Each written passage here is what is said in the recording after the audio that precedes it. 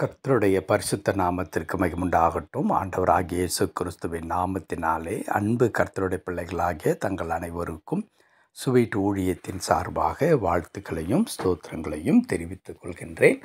எரேமியாவின் புலம்பல் 3ஆம் அதிகாரம் 25வது வசனம். புலம்பல் 3ஆம் அதிகாரம் வசனம் 25. தமக்கு காத்திருக்கிறவர்களுக்கும் தம்மை தேடுகிற ஆத்துமாவுக்கும் கர்த்தர் நல்லவர். தமக்கு காத்திருக்கிறவர்களுக்கும் தம்மை தேடுகிற ஆத்துமாவுக்கும் கர்த்தர் நல்லவர். என் அன்பு கடவுளுடைய பிள்ளைகளே, இந்த காலை நேரத்தில் இந்த வசனத்தின் 2வது பகுதியை நாம் தியானத்திற்காக நாம் எடுத்துக்கொள்ளலாம். 2வது பகுதியில் என்ன எழுதியிருக்கிறது? தம்மை தேடுகிற ஆத்துமாவுக்கு கர்த்தர் நல்லவர் என்று எழுதியிருக்கிறது. நம்முடைய ஆண்டவர் நல்லவராக இருக்கிறார் என்கின்ற வார்த்தையே மிக மகிழ்ச்சியை தருகின்ற ஒரு அற்புதமான ஒரு வார்த்தை. காரணம் என்ன?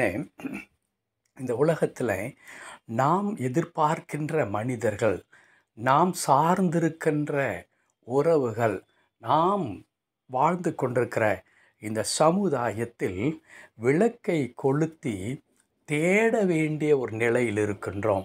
யாரை? நல்லவர்கள் என்கிறதான மக்களை.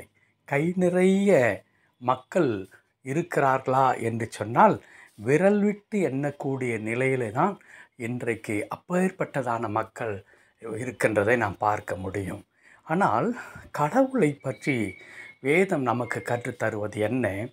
தம்மை தேடுகிற ஆத்துமாவிற்கு, யாரெல்லாம் தம்மை தேடுகிறார்களோ அவர்களுக்கு கர்த்தர் நல்லவராக இருக்கிறார் என்று வேதம் சொல்லித் தருகிறது. எரேமியாவின் புலம்பல் என்று எடுத்துக்கொள்ளும் பொழுதே, எரேமியா ஒரு விண்ணப்பமாகவே இந்த புத்தகத்தை அவர் பாடியிருப்பது நமக்கு நன்றாக தெரியும். அது ஒரு விண்ணப்பமாக இருக்கும்.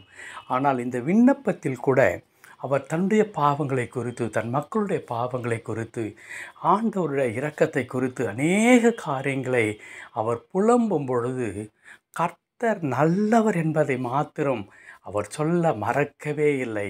அவர் சொல்லுகின்றார், தம்மை தேடுகிற ஆத்துமாவிற்கு கர்த்தர் நல்லவராக இருக்கின்றார். இந்த ஆத்துமாக்கள் கர்த்தரை என்ன செய்ய வேண்டும்? ருசித்து பார்க்க வேண்டும் என்று தாவீது குறிப்பிடுகின்றார். கர்த்தர் நல்லவர் என்பதை நீங்கள் ருசித்து பாருங்கள். என் அன்பு கடவுளுடைய பிள்ளைகளை, ஒருவேளை நான் இங்கே பிரசங்கித்து கொண்டிருக்கின்றேன்.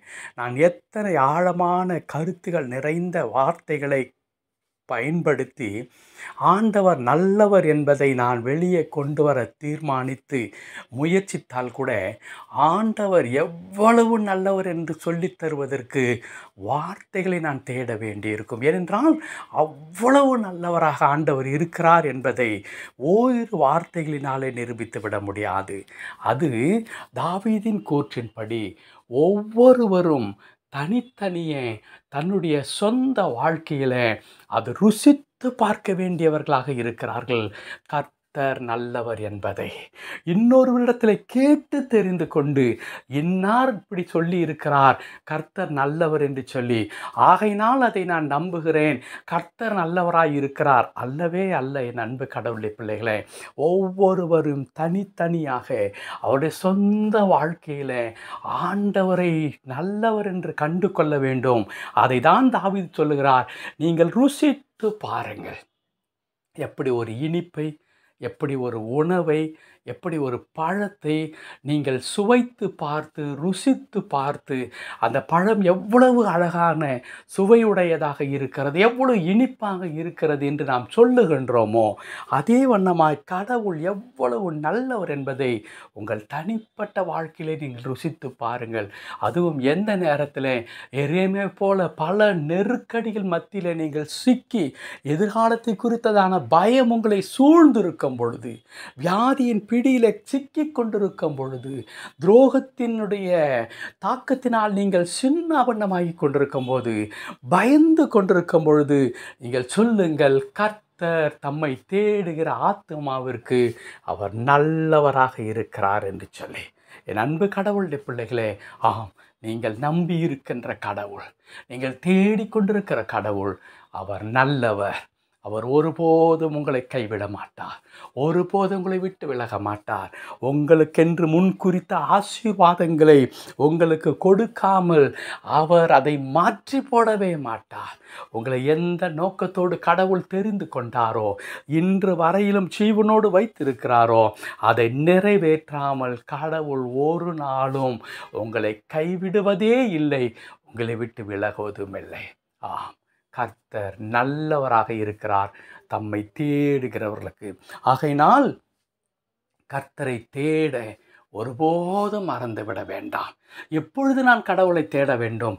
எல்லாம் எனக்கு சுகமாய் இருக்கும் பொழுது அல்ல. எல்லாம் சுகமாய் இருக்கிறது, கர்த்தர் எனக்கு ஒரு குறையும் இல்லாமல் என்னை வைத்திருக்கிறார். அப்பொழுது கர்த்தரை தேடுவது என்பது அவ்வளவு சால சிறந்ததல்ல. நான் பலவிதமான நெருக்கடிகளுக்குள்ளாய் இருக்கும் பொழுது, பலவிதமான பாடுகளுக்குள்ளாய் இருக்கும் பொழுது, நான் ஏற்கனவே குறிப்பிட்ட வண்ணமாய் எதிர்காலம் என்பது ஒரு பெரிய கேள்விக்குறியாய் இருக்கும் பொழுது நான் கர்த்தரை தேட வேண்டும். அப்பொழுதுதான் அவர் எவ்வளவு நல்லவர் என்பதை தனிப்பட்ட வாழ்க்கையில கண்டு கொள்ள முடியும். ஜெபிக்கலாமா? நல்ல ஆண்டவரே, உம்மை துதிக்கிறோம், உமக்கு நன்றி செலுத்துகிறோம். ஏனென்றால் நீர் அவ்வளவு நல்லவராக இருக்கிறீர். உம்மை நம்பின, உம்மை தேடுகிற பிள்ளைகளுடைய வாழ்க்கையில நீர் எவ்வளவு நல்லவர் என்பதை அனுக்ஷணமும் கர்த்தாவே நீர் வெளிப்படுத்தி கொண்டிருக்கிறீர். அதற்காய் தோத்திரம். தொடர்ந்து எங்களை பொறுப்படுத்திக் கொள்ளும். தாழ்த்தி அர்ப்பணிக்கிறோம் மீட்பர் நாமத்தில் பிதாவே. ஆமென், ஆமென்.